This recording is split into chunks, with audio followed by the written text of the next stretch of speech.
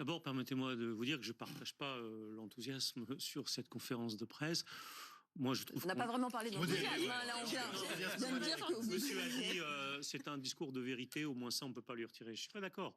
Je pense qu'on est dans un exercice classique que font à période régulière les dirigeants de la droite française. Balladur l'avait fait, Chirac l'avait fait, Sarkozy l'avait fait, Fillon l'avait fait, se présenter devant les Français et dire la situation est absolument dramatique et elle est due. Et moi, je vous dis enfin la vérité, elle est due à un niveau de dépenses insupportable et à un niveau de prélèvement obligatoire qui est déjà lui-même insupportable. Bon, tout ça, ce sont, de mon point de vue en tout cas, des credos idéologiques et des orientations sociologiques qui sont celles de la droite française.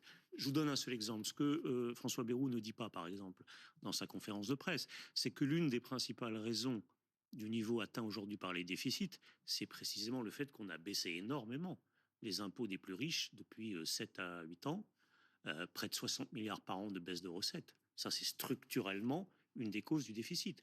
Quand il dit nous sommes le pays qui a les niveaux de prélèvements obligatoires les plus élevés du monde, il oublie de dire que dans ces prélèvements obligatoires, il y a par exemple un impôt comme la TVA, qui est payé par monsieur et madame tout le monde, par les plus modestes, mais qu'aujourd'hui, quand vous êtes un très riche en France, vous payez proportionnellement moins d'impôts sur la personne que les classes moyennes. Oui. Donc, si vous voulez, tout ça, je ne dis pas qu'il n'y a pas des efforts à faire, mais il y a quand même des présupposés idéologiques dans ce discours qui n'est pas qu'un discours de vérité. En ce qui concerne